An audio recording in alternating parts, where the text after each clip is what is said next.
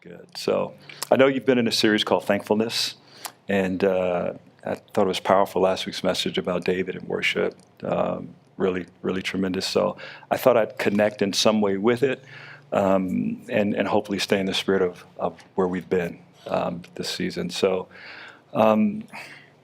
there is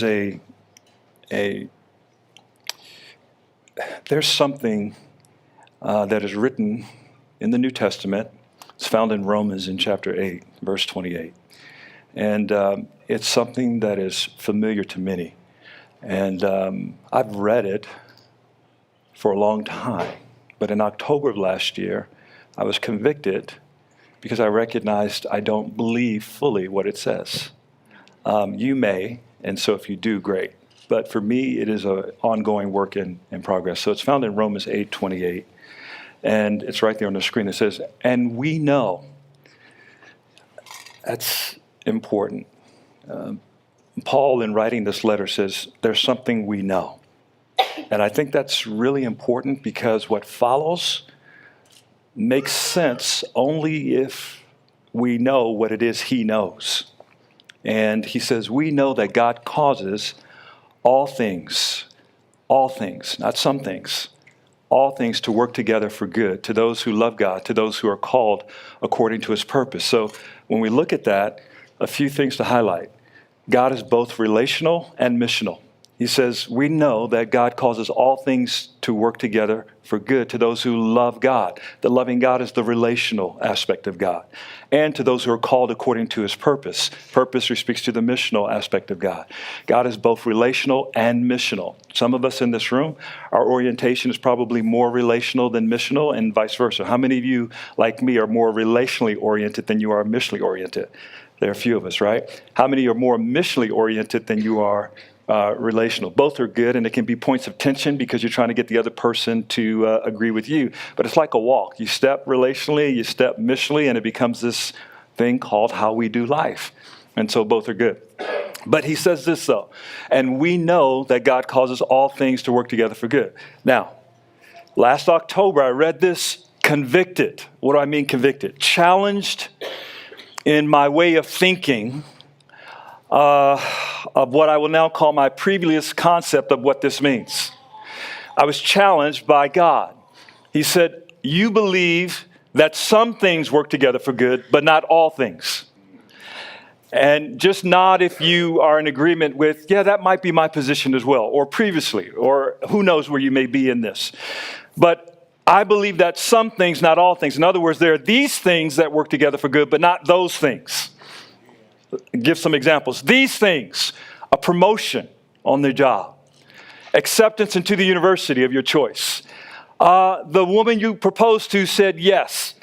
I can easily see how all these things work together for good as someone who loves God. Anybody agree with that? Yes. But he said all things, not just these things. So that would mean these things and those things. Those things could be a non-acceptance letter to the university, or a demotion, or perhaps you've been actually fired from your job.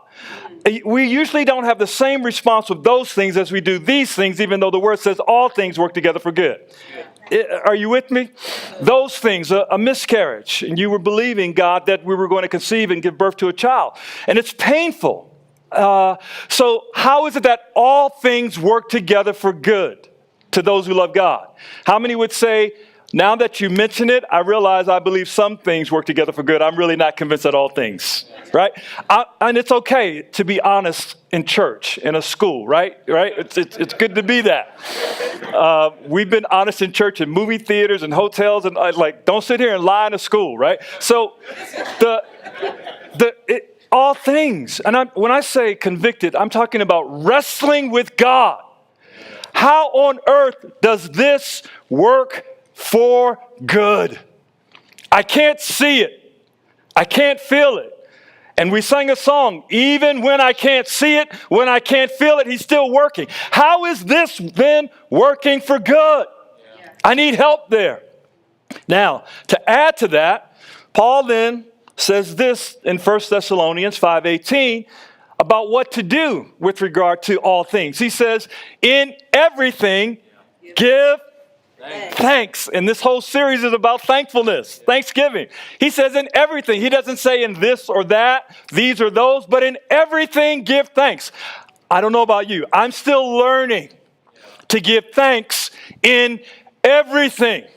I give thanks in some things, but not everything. Think about my childhood with my brother and some things that happened between us. You know, that sibling things where you have some days where you get along and it's great and other days where it's not great. I don't know that I would give God thanks and everything in that moment.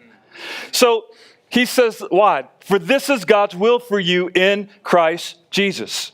So I want to walk together through a few things that may help us come to a better place of being able to give thanks in all things.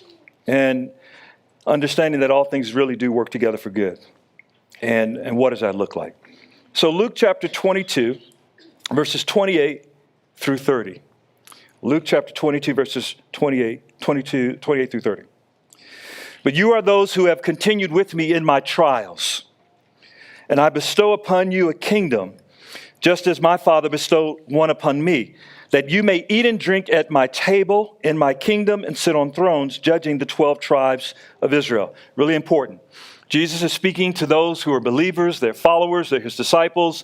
And he says, you are those who have stood with me in my trials. And he mentions three things: trials, tables, and thrones. Trials speaks to what Pastor Paul said earlier, inconvenience. Thank you for you 77 volunteers who have inconvenienced yourself. It may not be a trial, but it certainly is an inconvenience to come and do what you might otherwise find better to do for yourself. But instead, you've chosen the kingdom over yourself, and so you're here. I applaud you for that. Your reward is great, and you have no idea the benefit and value being done in terms of the advancement of the kingdom by you just showing up and serving. Yes. God speaks to that. It's an amazing thing. Warren and I were riding together, and we were talking about how the Bible says if you give a prophet a drink of water, you receive a prophet's reward. Really? What is that? What is it that on the heart of God that in even giving a glass of water to somebody, God says that's worthy of taking note and rewarding you? That's right. I want you to know your service is having impact beyond these walls. And so he talks about sharing in his trials, then his table. What is his table? If trials are inconvenience, then tables must be intimacy. I love the fact that Jesus invites us to sit at the table with him. And people say, what do you do for a living? I say, I wait tables. That's what I do. I figured it out. I wait tables. I wash dishes. I literally stand over my sink, not as much as my family would like. But from time to time, I wash dishes. But as far as I'm concerned, I wash dishes all the time because the perspective I have of the role that God's given me is that of a servant. And so the first table I get to wait is my wife and my 5 kids and my granddaughter. The table after that is Grace Covenant Church in Washington, D.C. The table after that is Every Nation. Another table I serve and wait is the University of Maryland. And there are a few other tables I serve. But literally, when you see yourself as a servant, you walk up to the table, you make sure everybody's glass has fresh water, you make sure their plate is served with hot food. You know when you go to a restaurant and you're well taken care of, like, man, that servant did a great job, right? They don't come and sit down like, hey, can I try some of that? That would not, that would not be it. And so when you go through life looking at yourself as a servant, then it's just a question of figuring out, Lord, what tables have you given to me? And how do I honor you in such a way in terms of my interaction with those who are at my table, that I'm not seated with, but standing and serving. There are the tables I eat from, but there are tables I don't eat from. There are tables I serve. And you need to know the difference and have both. So there's tables. And then the thrones. That speaks of his authority and intimacy. And it's interesting. I think we tend to gravitate toward the intimacy with Christ, being at his table. And we also gravitate toward even maybe having some influence at the throne. But when it comes to trials, not really down with that. There's a book I read called Ministry in the Image of God.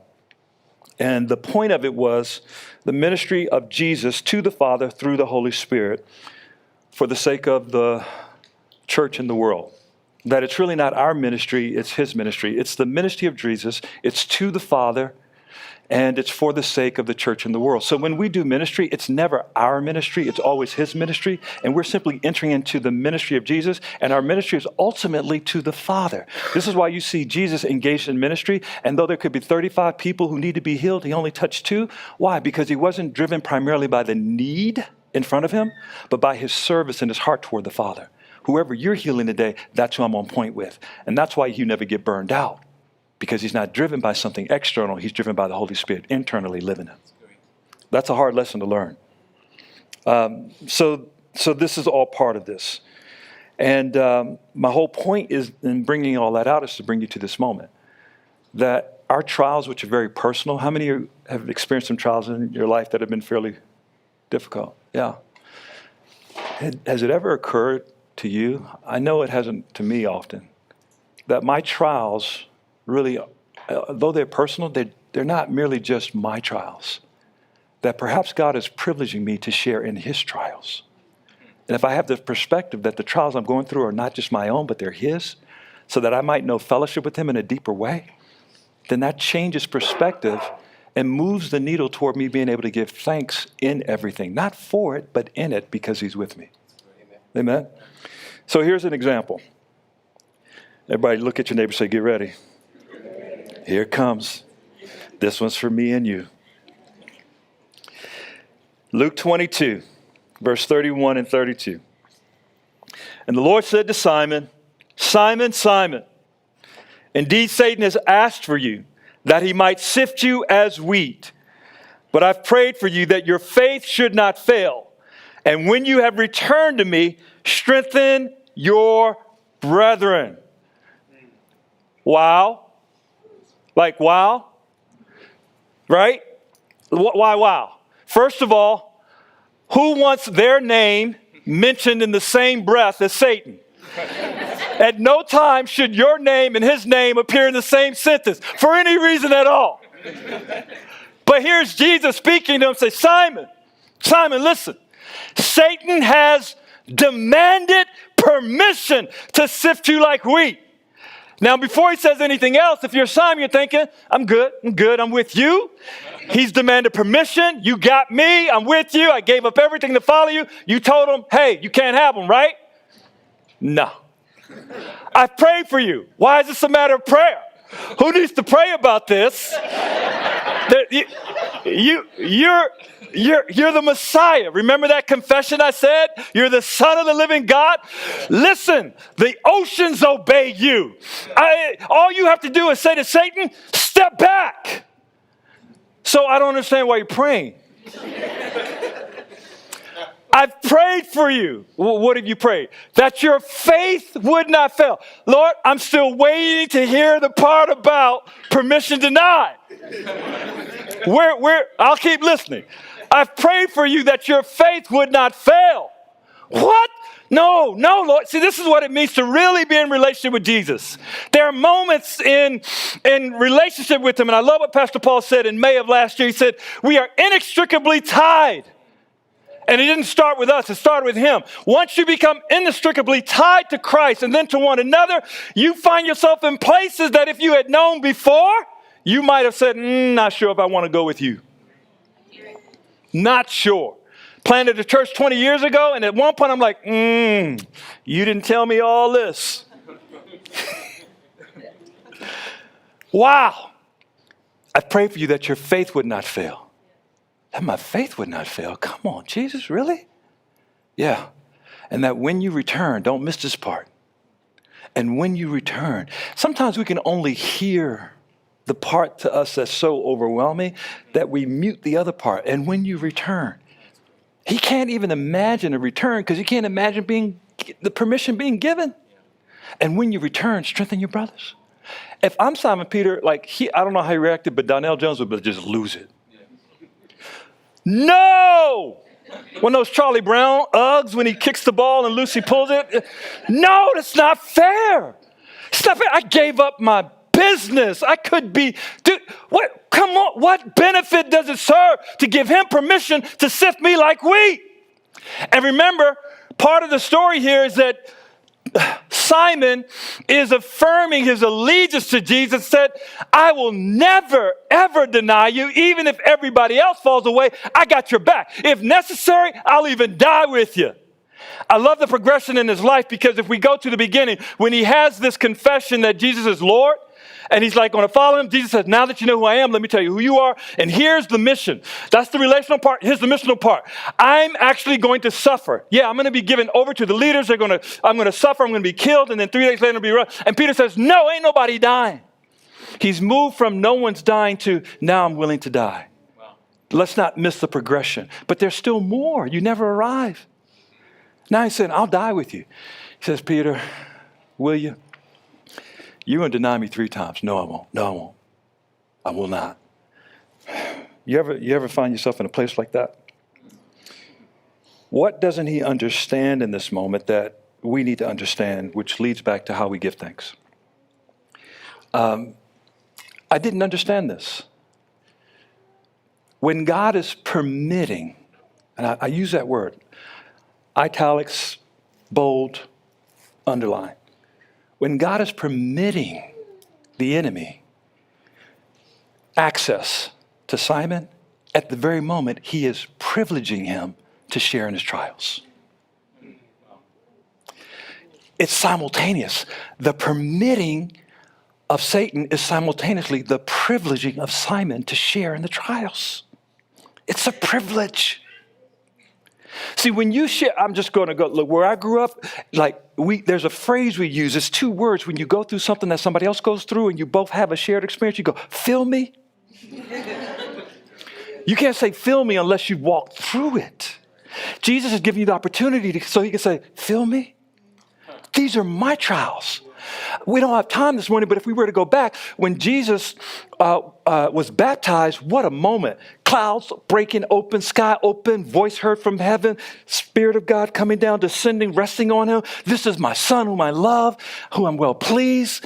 I mean, what a great day. And then right after that, you know what happened? The Spirit of the Lord drove him into the wilderness to be tempted by the devil. Like right after your baptism, now go into the wilderness and be tempted. And don't eat anything or drink anything for 40 days. Like right after your baptism. That's like, it's your birthday, blow out the candles. All right, now you're going to go sit in the dungeon. Like, that doesn't follow. But it says afterwards that he returned to Galilee in the Spirit of the Lord. He came back in power. See, Jesus knows what happens when you go through the point of temptation and how you have to rely on the Holy Spirit and you get filled up and you come back stronger than you were. And he's saying, you need to share in my trial. He's just inviting them into where he's already been living. So, Simon, it's not just your trial, it's my trial. And I'm letting you share with me because I'm shouldering most of the weight. You with me? It makes me look at my trials different. So, this is really what is important for us to get. What trial are you going through where it feels like the enemy has been given permission? But you need to see the full equation. You're also being privileged to share in the trials of Jesus. And it produces such an intimacy that cannot be wrought any other way. It cannot be wrought any other way. And when you come back, you strengthen. You know, Peter did return. In the moment that he returns, it's post-resurrection. They've gone back to fishing. And John 21, you can read it, but he walks up to him and he says, Peter, do you love me? Relational. I need to restore you. Lord, you know I love you. Peter, do you love me? Oh, Lord, you know I love you. Can you imagine how he felt? Peter, do you love me? Lord, you know I love you. He says, feed my sheep. Missional. Restoring the relational and the missional. I tried to think through what Peter must have processed. So I'll share this and then we'll move on from there. I believe Peter was absolutely convinced that he was going to die with Christ. It's the scene where they're in the garden, a place they'd been a lot of times, Gethsemane. Jesus had said earlier that night, one of you is going to betray me. They're looking around like, who? Judas knew it was him, but he didn't say anything. And Jesus gave him a chance to speak up without exposing him. He's always trying to win you. He could have called him out, washed his feet. No, when's the last time you washed the feet of somebody who betrayed you? Wow. Washed their car, sent them a Starbucks card in the mail. Wow. That night, here comes Judas. He walks up to Jesus. He greets him, kiss on the cheek. You know what Jesus calls him? Friend. Because he was speaking out of his heart toward him, not Judas's heart toward him. Wow. Friend, you betrayed me with a kiss. Can you imagine Simon, Thomas, all of them looking like, dude, you? Wow. When you walk together for people for 3 years and then something relational goes down like that, that's not easy. And Peter's already said, I'm going to die with you. Now we got a traitor in the camp. And so they walk up and they say, we got to find him. And Judas said, the one I kissed, that's him. Like, oh, we got him now. And Jesus says, who are you looking for? Jesus of Nazareth says, I am he. I don't understand this fully, but somewhere in that struggle of praying God's will over his own will, where he submitted, it says an angel appeared to him, strengthening him. And so even though he was initially overwhelmed and grieved with sorrow to the point of death, he's now so strengthened that power is flowing out of him, and he has to restrict it just to the mission of getting to the cross. Because when he says, I am he, the whole mob was knocked back and fell to the ground. That's power. Simon's standing beside him like, yeah, well, it's on now. It's about to go down. About to go, fix it, go. I told you, Judas, you messed up, dude. This is when we set up the kingdom. Yeah, Jesus, say I'm here again. Knock them down. They're getting back up. He's just letting them know, I got power. I'm giving myself up. You're not taking my life. I'm laying it down. Then when they come to arrest him, I think Peter, it gets violated. And this is for us who walk close with Jesus. There's a violation of his expectation. When they come again, say it again, say I'm he. Jesus puts his arms out to surrender. And Simon's going, no, what are you doing? Pulls out the sword, slow motion, pushes Jesus to the side. I'll die for you. Like a fisherman. Cuts off a guy's ear. You know he wasn't a Roman centurion. Roman centurion would have took the guy's head off this way. Peter's going like this, like a fisherman. So used to throwing a net for all his life. Now he's got a sword. You know, if you've done something for 20 years, you try to switch up, you're not going to be that good at it. Dude ducks, cuts his ear. Jesus grabs Simon, put your sword away. And now Peter's about to be mesmerized. Jesus bends down, heals the guy's ear. If I'm that guy, I'm like, okay, yeah, hearing restored. Okay, yeah, I'm not arresting him. No, all good. Nah, I don't know. Done. Just mesmerized. Simon is like, what are you doing? I said I would die with you. I know, but you and I don't mean the same thing. I didn't mean die as in try to preserve yourself. I mean die to your will and fulfill God's will. And that you haven't learned yet. You're still fighting to save yourself and me. And I'm saying that the true heart of God is not to save himself. Which is why on the cross where they said, if he were God, why don't he come down and save himself? Because if he did that, he couldn't save us. And his heart was to save us, not himself. And he wants to teach us to live that way. How do I not save Donnell, save Marianne? Choose my wife over me. Choose my kids. Choose everybody over me as an act of choosing God. How many struggle living that way? Yeah. That self-preserving thing just comes out of you. All right. Let's move on so you can have something to give thanks for. I feel you walking down and you're saying, like, where are we going? You pastor, where are we going? Say, good news is coming. Peter gets restored. Then he says, wait, the Holy Spirit's coming. And when the Holy Spirit comes, they're filled with power. Peter stands up on that day that we call Pentecost, and he says, these men, let me tell you, it's early in the morning, and we are speaking the good news about Christ. The very one who you crucified, God has raised him from the dead. Now, this same guy who denied Jesus 3 times in the face of a little girl is boldly willing to lay down his life, knowing the risk of preaching in open air, 3,000 plus people, but he's full of the Spirit of God. And people come to Christ that day, and it's an amazing thing. And what does he do? He's strengthening his brothers, meaning the nation of Israel, repenting, getting baptized, and being filled with the Holy Spirit and coming to Christ. This is the fulfillment of when you return, you will strengthen your brothers. Pentecost, he started strengthening them. He did it before then, but that was really just one public demonstration. Isn't that amazing? So I want to give you some help. How do you do this? How do you do this? Let's make it practical. Number 1, you got to be able to see him in the trial. Can you see Jesus in the trial? Here's what Asaph said, Psalm 73:28. But as for me, the nearness of my God is my good. Let me tell you now I'm going to go personal trial, because when you walk through personal trials, God uses those trials to bring you to the place of realizing it's not just personal, it's me sharing in his trials. And as I share in his trials, then I can now be what he wants me to be, not just for myself, but for my family, for victory, for Charlottesville. for the nation. But you got to win something in your personal trials. So here's just one example. At 8 years of age, I stood over a coffin. My dad was laying in it, or at least his remains. And my grandmother stood at my side and she put her arm around me. She said, "You're the man of the house," because I'm the oldest of two boys. When my grandmother said that, it was not something I received as encouragement. It's something I received with great fear. My parents separated when they were very young. I was no more than 3. They divorced when I was 5. Dad died when I was 8. And the memories in terms of the number of times I saw him, I can count on one hand, maybe a couple of fingers of the second hand. So when she said, "You're the man of the house," I got no clue. And so most of my life, I told a story about what it's like to grow up without a dad, the insecurities that come from that, walking into a room full of men and feeling like you're less than everyone in the room, drawing my identity from what I do rather than from who I am, since I'm not secure in who I am. And that creates a whole way of living.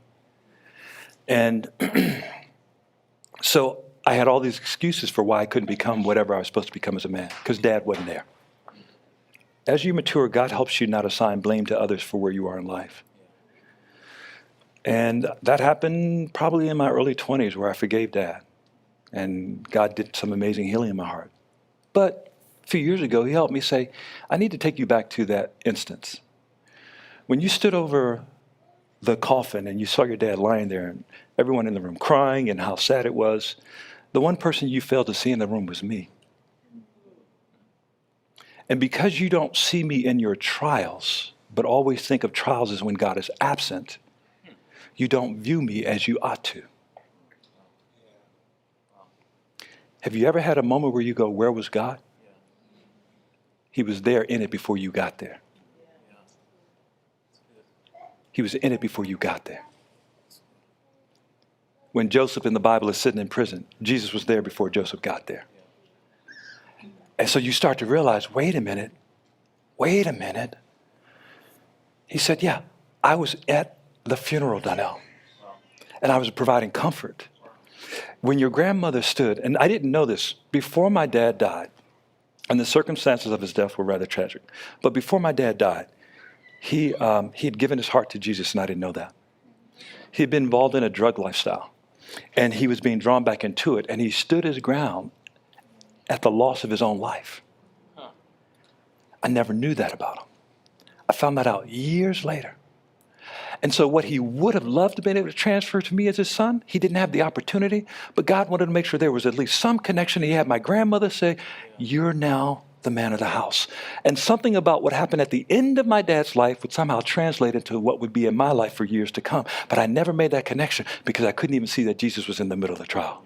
Because most of the trials from age 8 on, I'm always thinking, how could a loving God, and where's God, and if God's so loving, why would he like that? And he's like, I'm right here in the middle of the trial. And it's really not about you. It's really my trial. And I am privileging you to have closeness and nearness with me. Asaph said it this way. The nearness of my God is my good. He didn't say that the thing you were going through or the place you found yourself was good, but that God's nearness to you in it is what was good. And when you get to the place where God's nearness is your good, then you don't need the thing to be as good because the one who is good is with you in the thing. When you get to the place where the place isn't as good, but the one who's with you in that place is good, I don't need the place to be good as long as the one who is good is with me in that place. So now I can begin to give thanks because I start to feel you that this is what it's like to walk with you in trials. And that mitigates against the Western mindset in which I have a constitutional right to pursue life, liberty, and happiness. And anything that's unhappy can't be God. But if that's true, then I have to do away with the Bible because it contradicts everybody who walks with him. He never promised happiness. He said, you're going to go through, but when you return, you're going to be a bad brother. There's going to be substance that comes out of you, authenticity. It won't be theory or something you read in a book while drinking your favorite mocha. and think, oh, let me tell you what I read today. It was so good. God touched me. No, that's just the study. When he touches you is when you're in the trial to see if you remember what you studied. And I too often forget the lesson when I'm in the trial. What is going on? Remember your devotion a month ago? Yeah, I remember, but it was a good devotion. I was really encouraged. Use it now. Without the coffee, use it now. I want to be a real Christian.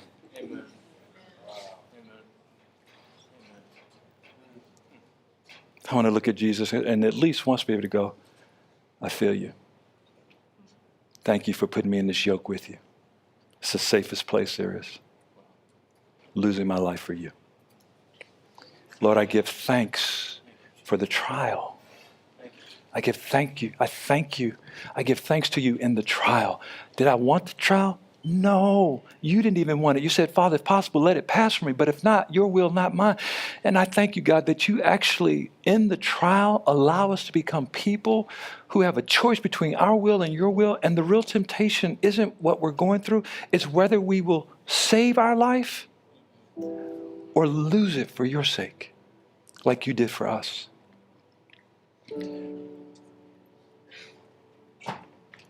I'm so glad you didn't save yourself on the cross, because that was the only provision by which we could be saved. The cost you paid is immeasurable for the salvation of my soul. There's no other way that the gospel could come to me, could come to everybody in this room, and be offered as forgiveness of sins, change of heart. And what do we have to do? Believe in the one who did the work. You did the work. And anything less than that is unacceptable. No work I do gets me into the kingdom of God, except the work of believing. Now, once in the kingdom, I work, but I'm not working for salvation. I'm working from it.